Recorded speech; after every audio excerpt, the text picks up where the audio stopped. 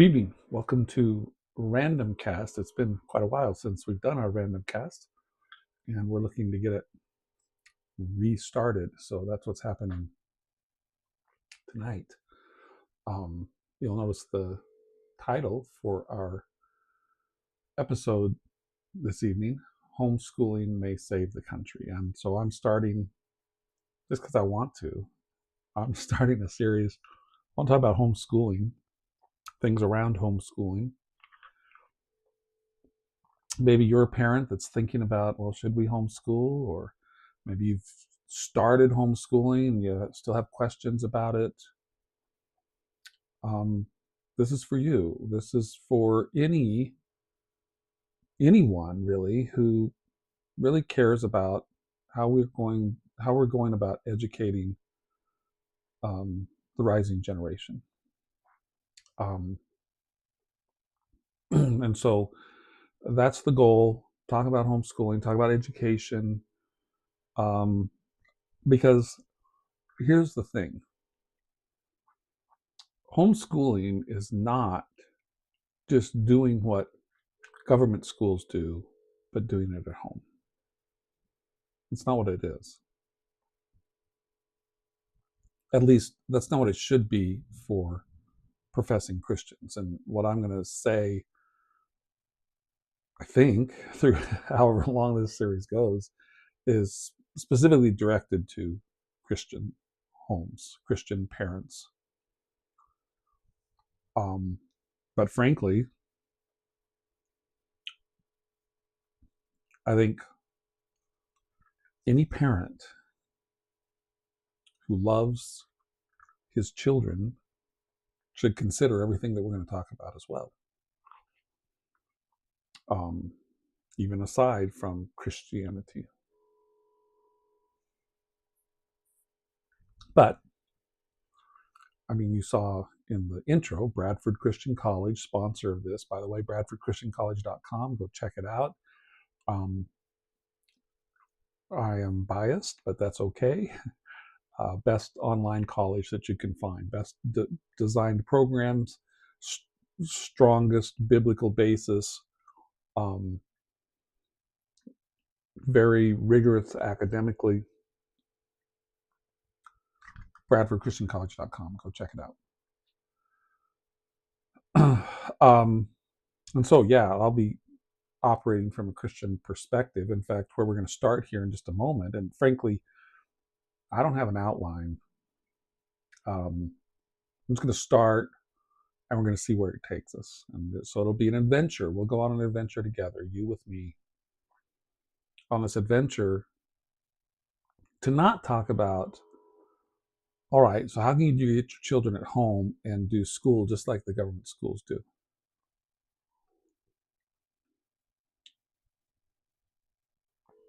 We're going to try to do something different than that. We're going to try to actually build a Christian view of education. And we're going to stop thinking in the box of the school system that we've all been beaten over the head with, that has become the sacred cow of our culture.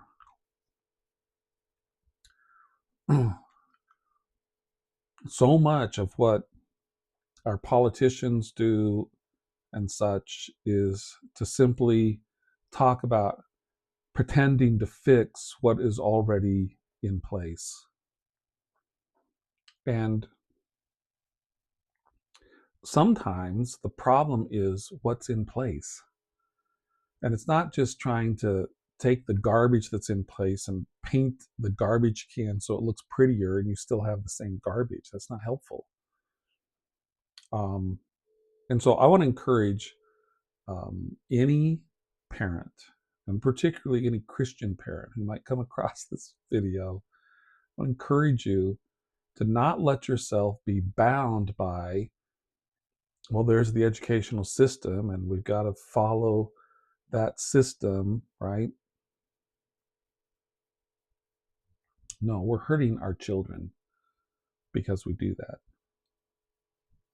I'm not advocating that education isn't something that's organized and having subjects to study and such. I'm not saying we just go, you know, sit out in a meadow somewhere and contemplate a drop of dew on a petal of a flower and call that education. I'm not advocating that at all.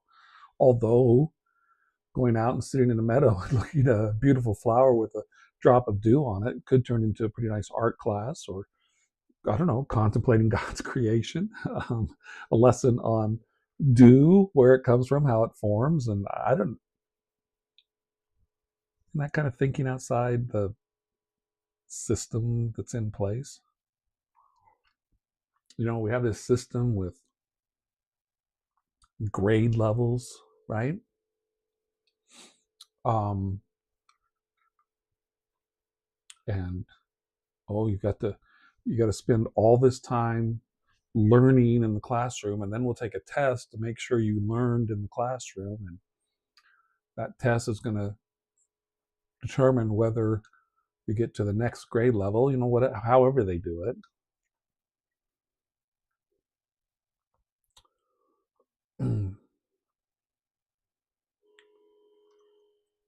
What if education, instead of being so programmed, so boxed, literally boxed in classrooms that students matriculate through, what if education became living life as a family,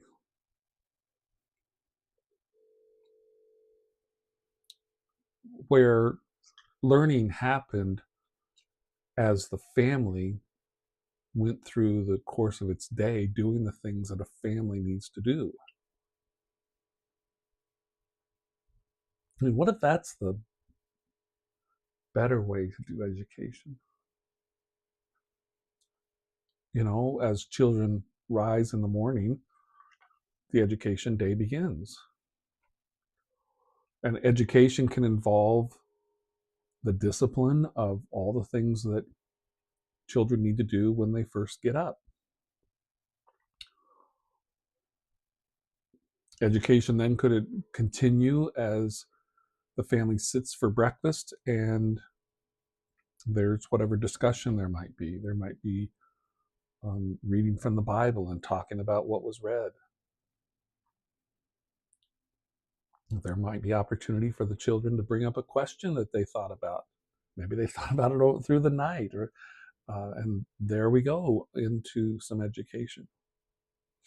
Sure, we want to have times in the day where it's, you know, formal education and Johnny, sit down and work these math problems and get better at these math problems, or Susie, sit down and read another chapter in your book and then tell me what you read.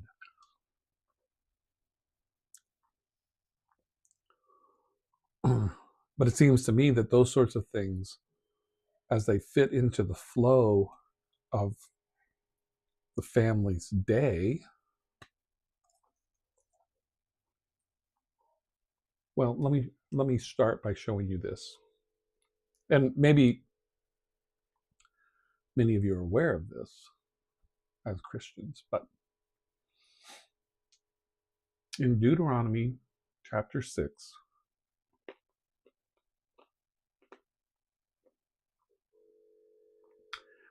I believe this is Moses speaking to the children of Israel. We'll start here in verse 4. Hear, O Israel, the Lord our God is one Lord. You shall love the Lord your God with all your heart, with all your soul, with all your might. And these words which I command you this day shall be in your heart. So what are these words that Moses is commanding? Well, Deuteronomy is the second giving of the law. You think the Ten Commandments. And so these words which are being commanded this day, look at what's going to happen with these words.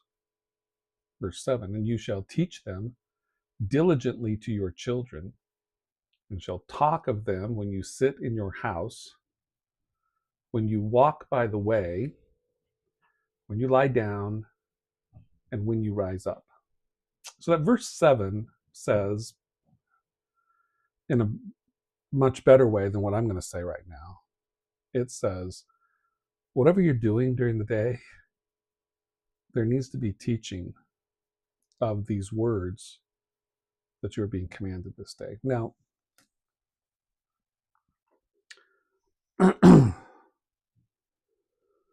there are many who take up homeschooling, or many who talk about, yeah, I know people are homeschooling, but man, I'm concerned if they're really covering the curriculum. In fact, I have talked with many Christians who express hesitating approval of the idea of homeschooling, but grave concerns about what's the curriculum? Are they really covering everything that needs to be covered? And there's one thing that's always missing in that discussion. And as Christians, it shouldn't be missing in our discussion about what we teach our children. But there's one thing that's always missing in that discussion, and it's Deuteronomy 6. I never hear Christians who are,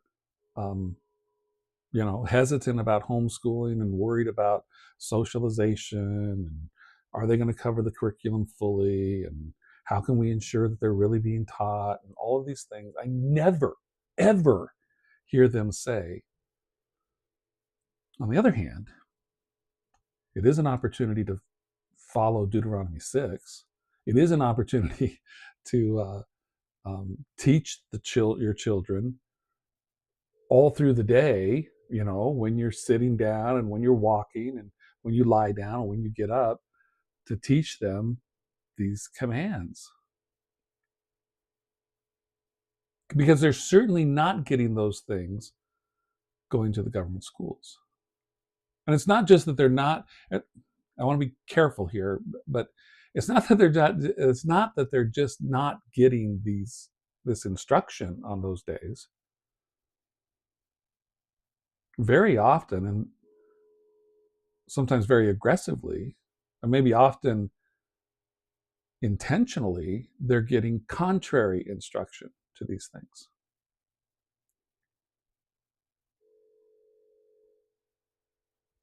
And for Christian parents to pull their children out of those government schools because of concern and fear about what things their children are being exposed to in the government schools, I mean, that's good. But we don't want to live in fear. We don't want to be not doing something because we're afraid of what is there. We want to have a good, solid reason for what it is that we do. And so that's what I hope to build through however long this series of episodes goes. That that you, as you watch this, as you listen, that you, along with me, will put aside what has become the traditional educational method, grades, classrooms, all that sort of thing, and we'll begin to think Christianly about education. And the first thing that we're going to need to do is to think about Deuteronomy 6 and realize that if my child is sitting somewhere, if he's walking somewhere, if he's lying down, if he's getting up, I need to make sure that he's being taught diligently God's word, God's commands.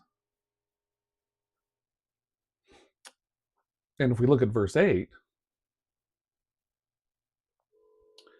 you shall bind them for a sign upon your hand, and they shall be as frontlets between your eyes.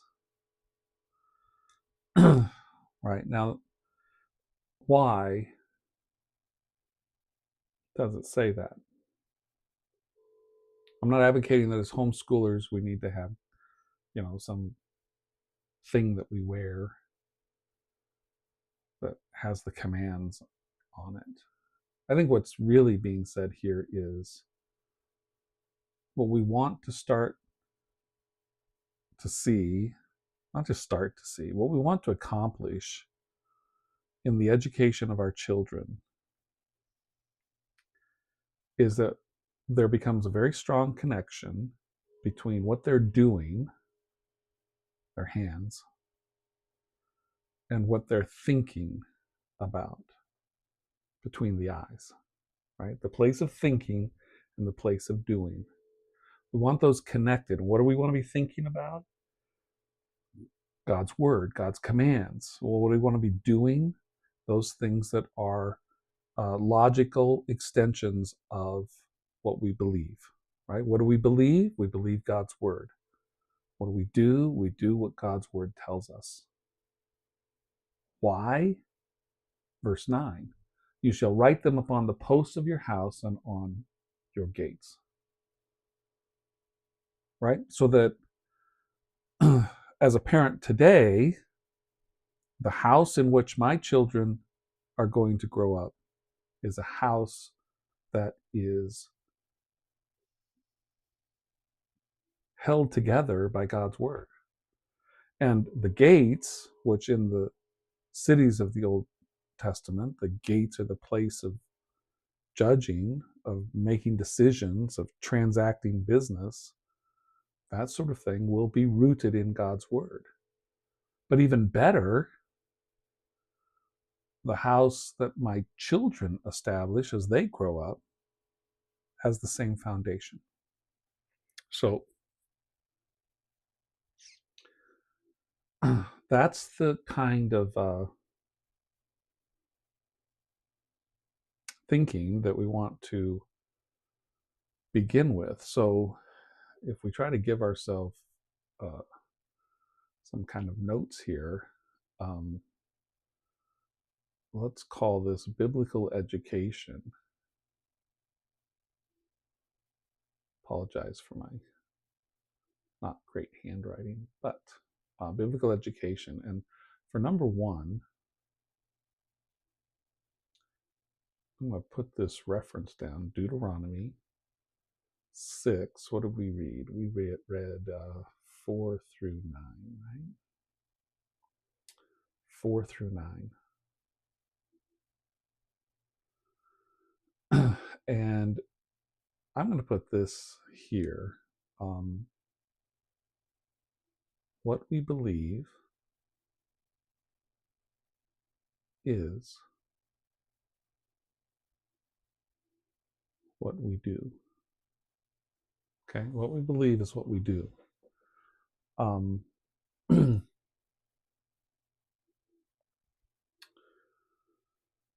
There's nothing more important in the education of our children than coming to know and believe God's word and being somebody who reasons from it and lives according to it. Nothing. There could be some of you, or you may know a family that, the mom or the dad or both, they just don't feel qualified to educate their children.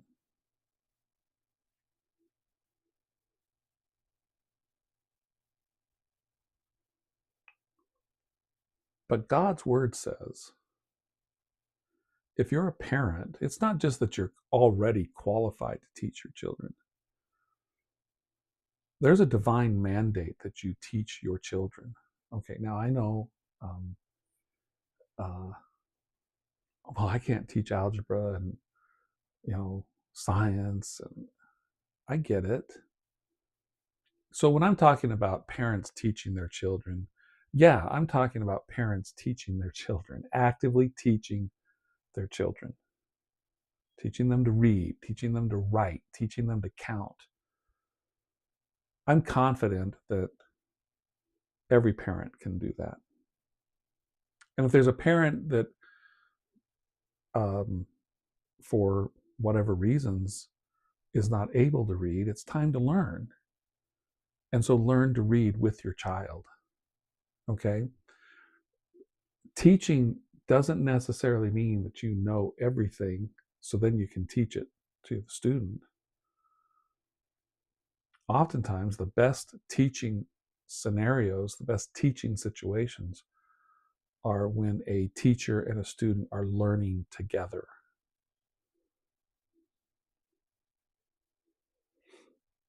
But sure, probably for all of us, there comes a point at some point in a subject that, okay, I'm not getting this. I'm not going to be I'm not going to be that much help. Even trying to learn it with my child is not going to help. And so there's not a problem at whatever point to employ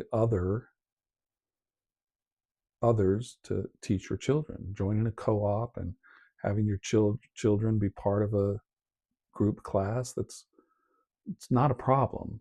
That's not a violation of homeschooling, and it can be a very good solution. We can talk about that as we continue. But look, parents, nobody, nobody cares as much about your children knowing God's word and God's truths and living according to it than you. Nobody. And so there's a mandate in Deuteronomy 6. This is a mandate for teaching our children.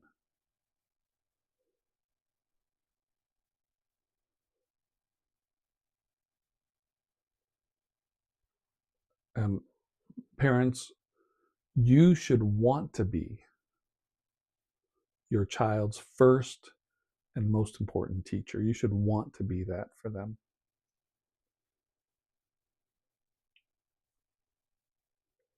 All right, so that's where we begin. Um, Now, I actually, in my university studies, I actually completed the teacher education program at the university I went to. And I was rewarded with a teaching certificate. And it meant I was a real teacher. Um, and so I took all kinds of education classes from the education department, which was privileged to hold the offices on the highest level of the tallest building on the campus because they're obviously the most important professors. I can honestly tell you that through my whole teacher education program, never once, never once did one of these education professors actually define education, give an actual definition of education. Now, they came close with talking about what it is that education was supposed to bring about, I guess, or kind of. Although even that kind of talk didn't happen very often. Um, there was a lot of talk about, you know, the doing of education, a kind of purposeless.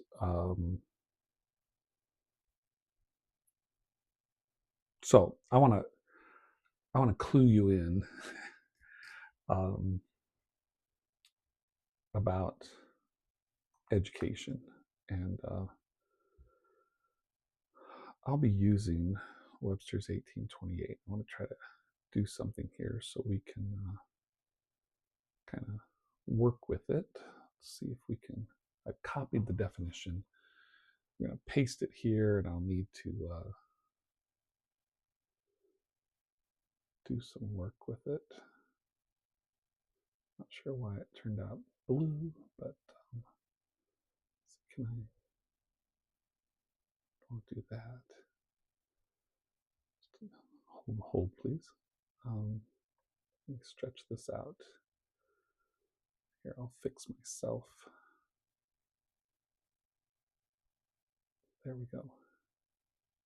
Now we can see it, and hopefully we'll be able to mark it up a little bit. Okay, so you can see this comes from Noah Webster's first edition of an American Dictionary of the English Language. In fact, Noah Webster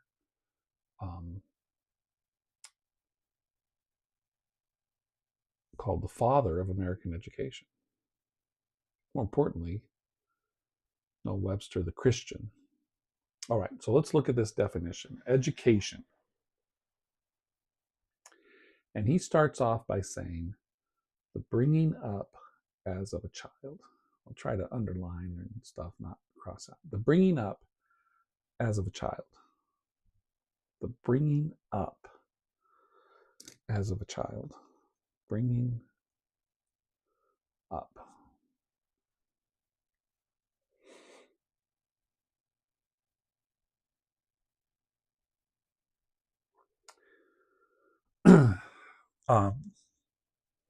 Let me switch for a moment here to look at Webster's 1828, right? So we come to the definition of the word bring. And if we scroll down in that definition, we come to bring up, to nurse. Okay, so that'd be like mothering, right? To educate, to instruct, to feed and clothe, to form the manners and furnish the mind with knowledge. The phrase may comprehend all these particulars, also to introduce to practice, as to bring up a fashion or ceremony, also to cause to advance near, as to bring up forces or the body. Okay, so he goes on to other ways to think about the phrase to bring up, but he starts with what? To nurse. I mean, like he's what he's talking about education is like he's talking about it like it's just the life of the child, right? Education begins when there's the need to nurse the child. You've begun to bring up that child, you've begun to educate that child. And from the very first, right, parents are instructing their child in all kinds of things. And you know,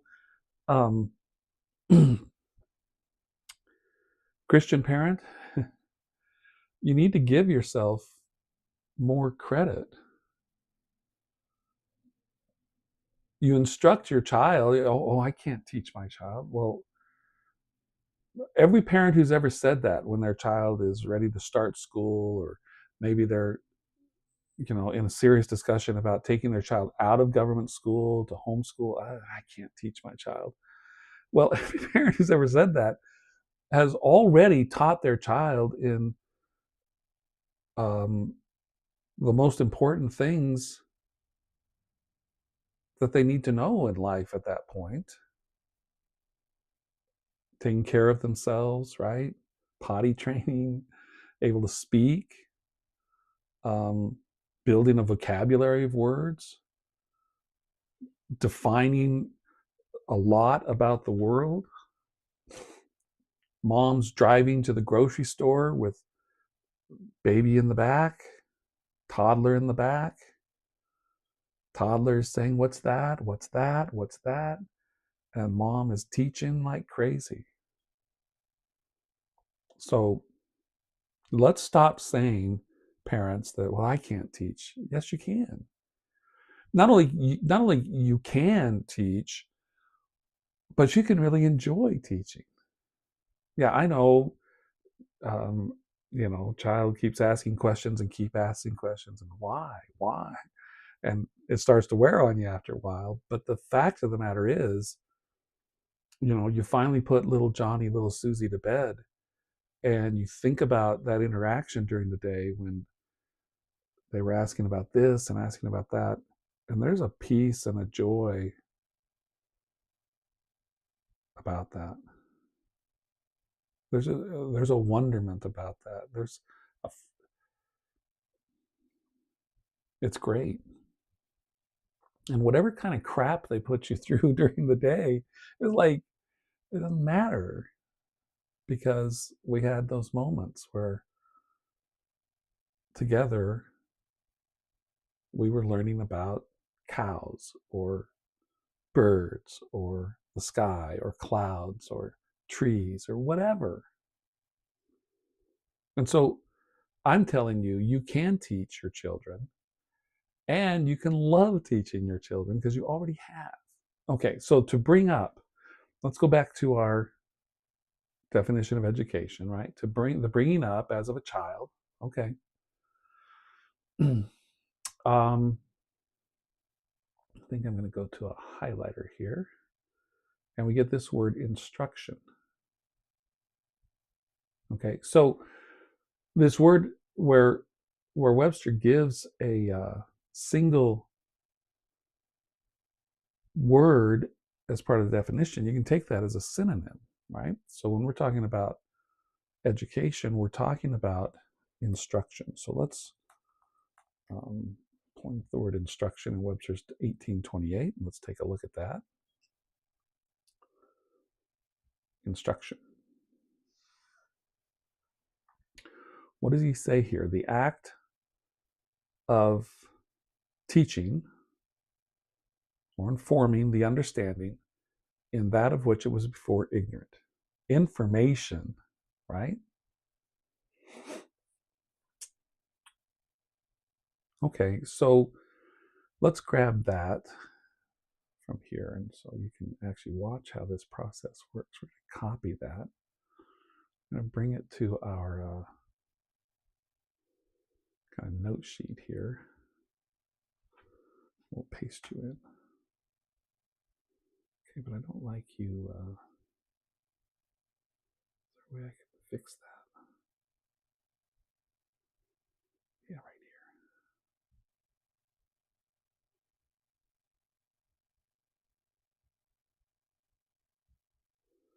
I'm fixing it, and then we'll take a look at it. All right. So let's take a look at this here. We're looking at this definition right here. Instruction. That was a key word in our definition of education, instruction.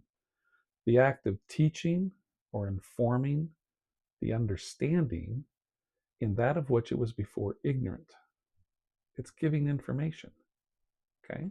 Now, when you hear that, when you read that, okay, so education is instruction. Okay, I can do that, right? Parent, you can do that. You can inform the understanding of your child in that which he or she was before ignorant. You can do that. You've done it. You can keep doing it. You can, or you can facilitate it happening, right?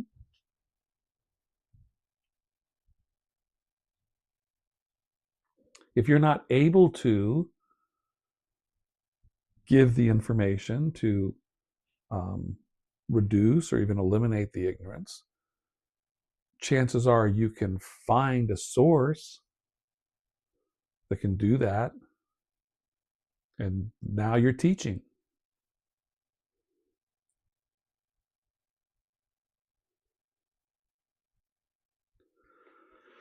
Okay, well, teaching, it brings up the word teaching. Let's see if Webster's 1828 gives us any insight with that. Well, instructing, informing. So teaching is, okay, instructing, informing. We've got that information. What if we looked at the word teach? To instruct, to inform, to communicate to another the knowledge of that of which he was before ignorant. Okay.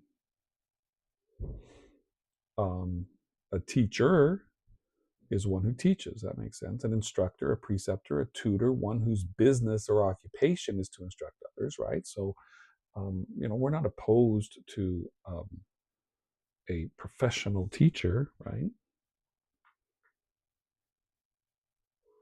You recognize that maybe your child has an interest in woodworking, and three houses down is someone who's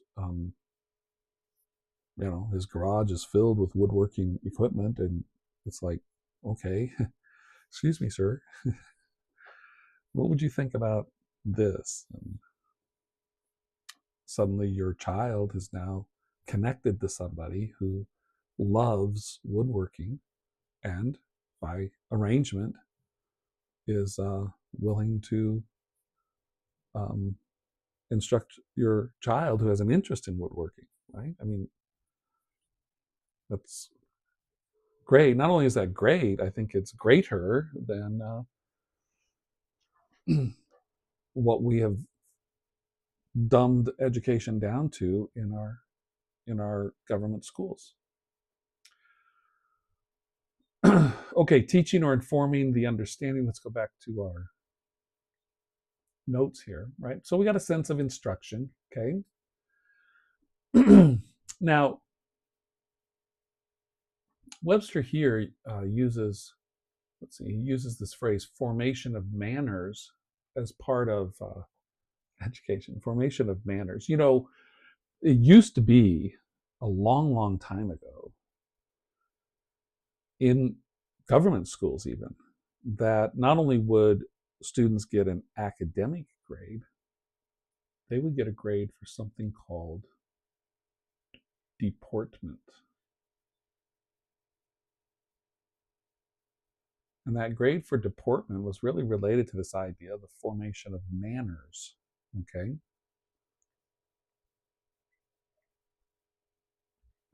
Um, I don't know if anything like that. Okay. Well, let me just, I don't know where we're at time wise, but let me just tell you that sometimes Webster's 1828 is just a journey to enjoy. Okay. Because deportment, the definition, manner of acting in relation to the duties of life, behavior, demeanor, conduct. But there's something really interesting that shows up in this definition. Let me show you this. And we'll see where this goes. I mean, this is how you know I didn't play any of this, because I don't know. We'll see what happens here. Look at this definition of deportment. Carnage. What? Carnage? Okay, we're going to have to check this out. But notice it says manner of acting in relation to the duties of life. Think about that for a moment, though. Right? We'll get to carnage in a moment. I don't know where that's going to take us, but the manner of acting in relation to the duties of life. Do you remember where we started tonight? Deuteronomy chapter 6. What was that about? Parents, you have a mandate. You have a command and a blessing. Teach your children, and don't just teach them. Don't just inform them. Do this diligently. Through the whole day, teach them the words that God commands us. Why? Why? So it's right here, the way that they think, and it's right here, the things that they do. So that they can become those who properly act in relation to the duties of life. They know what the duties of life are. Why? Because they've been taught diligently God's word. And they're actually doing those things. All right, we got to find out. This is dangerous, right? You don't just search for things that you don't know what's coming. But we know the word carnage, right? It's not a carnage. Let's see what carnage. Literally, flesh or heaps of flesh, as in shambles. Slaughter, great destruction of men, havoc, massacre. What in the world? How is that? Deportment. How is that a synonym for deportment? Is there something I'm missing? Is that just a typo? Did he put that word in the wrong place? Carnage. Okay, so is it related to the idea of deport? To transport, to carry away?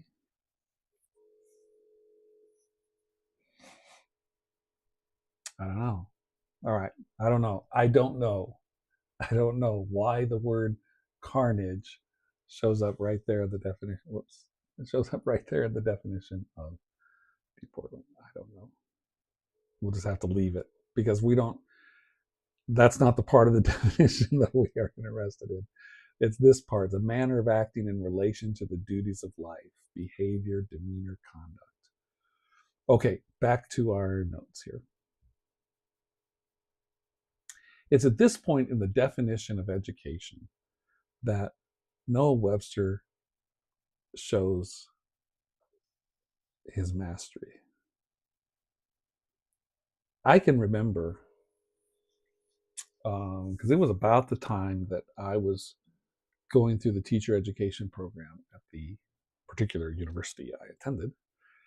And it was about that same time that I'd come to know about Webster's 1828 dictionary and would often, almost exclusively, use it for defining terms. And I never, ever, ever heard anything this valuable in that entire teacher education program I went through. Never. So, if you're a parent who's considering homeschooling, if you're a Christian parent, you want to homeschool,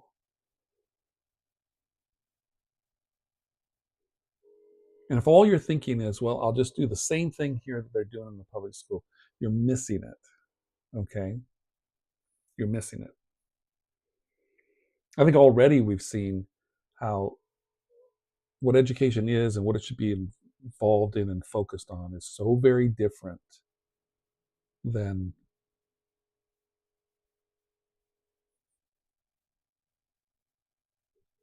but what Webster gives us here in this next sentence is stunning. We'll try to maybe color code it here somehow, but let's look at what he says. Education comprehends. Okay, if you comprehend something, that means that all the important um, elements or ideas or components, you've included them in your thinking. It's like you've encircled them. You've got your, when we talk about, I can't wrap my mind around that. That's a way of saying we don't comprehend it. But if we do comprehend it, we seize it, we grasp it. Um,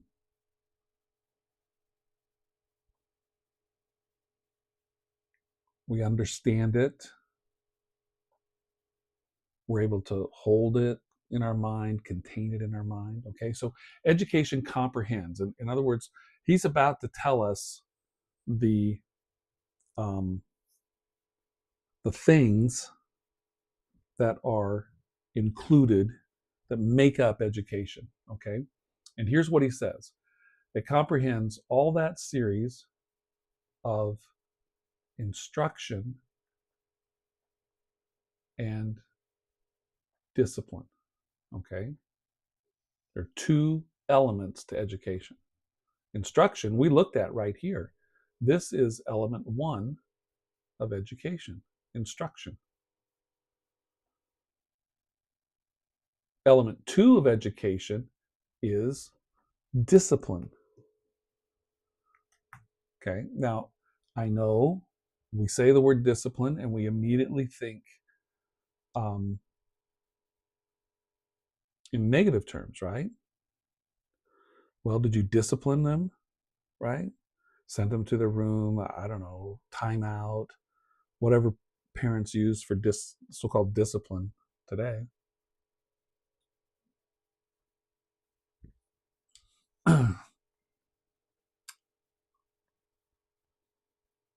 Let's look at Webster's 1828 definition of discipline, right? Because here's the thing, if Webster's going to use this word in this definition of education, it makes sense to understand how he defines that word so we can understand better. Education comprehends all that series of instruction and discipline. Okay. So here we have the word discipline, right? Notice the first definition. This would not, if, look, I'm confident that if I had said to you, part of education is discipline, tell me what that means, discipline, you would think in terms of chastisement or maybe punishment, maybe correction, right? Look at how Webster defines this, and look at how his definition, the way he orders his definition, and how it's related to the Latin root of this word discipline, which is to learn. Right? Discipline is not to punish. That's not the root of the word. The root of the word is to learn. His first definition is education, instruction, cultivation, and improvement. Comprehending instruction in arts, sciences, correct sentiments, morals, and manners, and due subordination to authority. Wow. All right. Now, I could go off on a side trail here with the word cultivation. Okay, because cultivation is the word really from which we get culture. Culture is the result of cultivation. And cultivation, I guess I am going off on a side trail here, but cultivation is a positive thing, right? Farmers cultivate the soil. Why? To prepare it to receive the seed and to produce fruit that's beneficial, right? When you don't cultivate, you get weeds that are a waste that nobody wants. Okay. When you do cultivate, what do you get? Well, you can get nice lawns of green grass, or you can get fields of corn or wheat, or an orchard of apples, or, right? Beautiful gardens, flowers and hedges and such.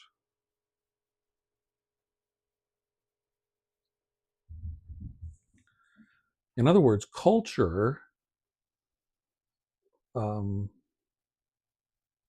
is not just whatever people do,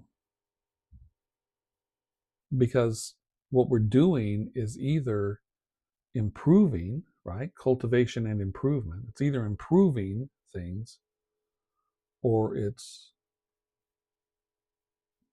wrecking things, it's destroying things.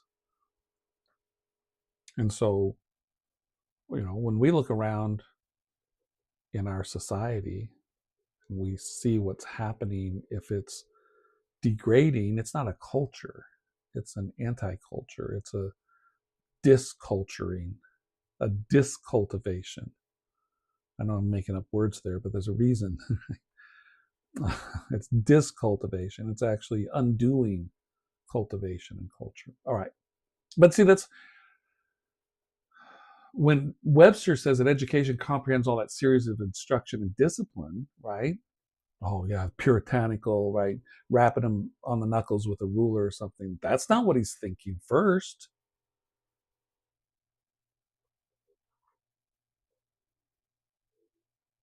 He's thinking discipline is a particular aspect of instruction, right? Sure, there's correcting sentiments, correcting morals and manners. That's part of the instruction that goes on. Look at number 2, instruction and government, comprehending the communication of knowledge and the regulation of practice. And he turns to military discipline, which includes instruction in manual exercise, evolutions, and subordination. Number 3, rule of government, method of regulating principles and practice, as the discipline prescribed for the church. Subjection to laws, rules, order, precepts, or regulations, as the troops are under excellent discipline. The passions should be kept under strict discipline, right? The passions, that's where he's talking about the sentiments and the manners, right, that come out of the emotions of a person sometimes. Number 5, correction, chastisement, punishment, intended to correct crimes or errors, as the discipline of the strap. It's not until that 5th definition that he gets to using words that probably we think of first when we hear the word discipline. But I'm going to suggest to you that what Webster is setting down is that if we incorporate discipline into the education properly, right, the discipline that comes through education can actually serve the purpose of avoiding the discipline that we think about when we think about discipline, right? If this goes well, education, instruction, cultivation, improvement, correcting sentiments, morals, and manners, due subordination to authority, then this doesn't need to happen. Chastisement and punishment, right? So do discipline well to avoid having to do severe discipline later.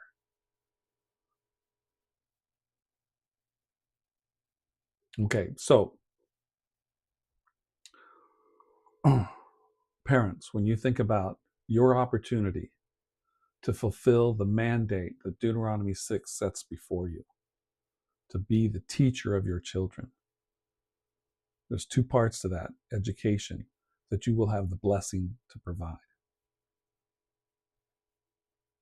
A series of instruction and discipline. It's a series, why? Because it's ongoing, right? And if we just want to boil the curriculum down to the 10 commandments, okay, we all know it's not enough to just once say, thou shalt not steal, and then go on. We need to learn that and relearn that. And in fact, what we come to understand with the 10 commandments is that every one of those commands has its positive element to it. Thou shalt not kill, on the positive side, is you shall do those things that promote life. Okay? And those are all part of the series of instruction and discipline. Okay? But that series of instruction and discipline is for a purpose, right? Remember, Deuteronomy 6, the instruction all through the day of what God has commanded was for a purpose. That your children begin to think and do those things that are in alignment with God's word. What does Webster say? All that series of instruction and discipline, which is intended to. And now he's going to give us a list of things. And let's see if we can do some kind of color coding here. I don't know. Enlighten the understanding. There's one.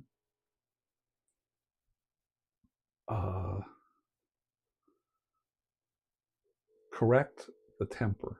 There's 2. And form the manners and habits of youth. There's 3. And I guess I'll just use this one here. Fit them for usefulness in their future stations. 4 things. Okay. Let's take a moment. Oh, I guess let me do a number 2 right here and put discipline. Okay, those are the 2 parts to education we talked about, okay? And then let's put right here,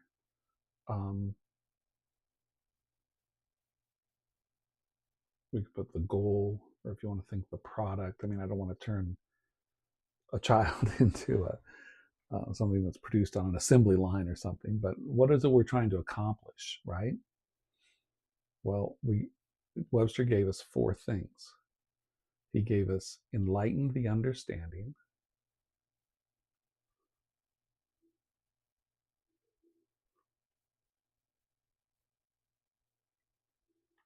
He gave us correct the temper.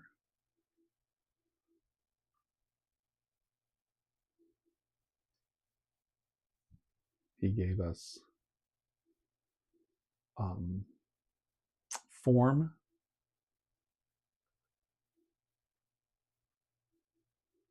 the manners and habits of youth. And number 4, he gave us fit them for usefulness.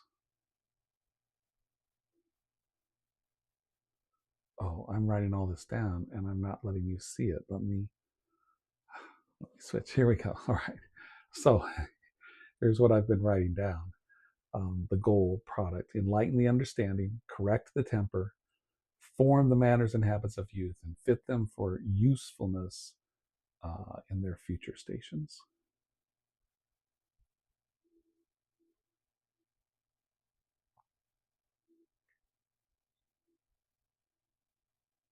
Apologize for my sloppy writing and for the fact that sometimes it jumps like that. Okay, let's think about this for a moment, okay? I want to start with number 4, fit them for usefulness in their future stations. I know this was true at one time. I think it's still true today that most college graduates end up working in something other than what they got their degree in college. Have you ever seen the videos of college graduates yelling out the degree that they earned? And it's like, what in the world is that? And like just crazy stuff that has no future station and therefore has no usefulness.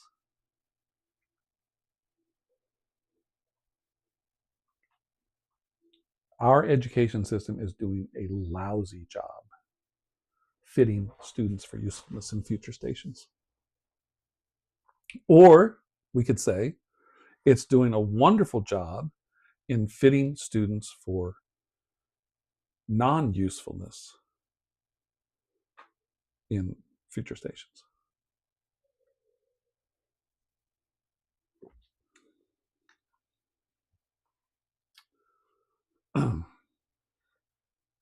I'll leave it to you to decide whether our education system is doing a decent job of forming the manners and habits of youth.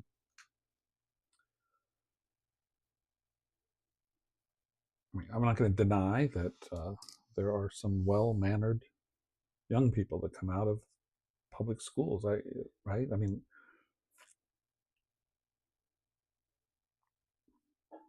seemingly well-mannered. But let's take a moment here. Let's not take a moment because we're I've gone long enough. So we're gonna end here with this episode. We'll pick up with the goals of education. Right now, if you've been following along and been thinking about homeschooling and it seems like a daunting task, what have you. We just went through this list of 4 goals, and you might be thinking, yeah, that's way too much for me to handle. Well, watch the next episode, right? Join me next week as we continue to talk about homeschooling as that which can save this country. And I'm trying to be a little provocative with that, but I'm also trying to be provocative with that.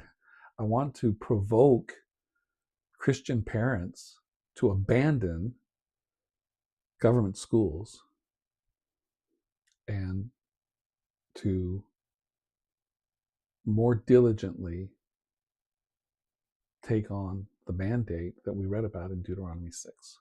So, Lord willing, next week we'll continue this series, and I'll continue this series for I don't know how long.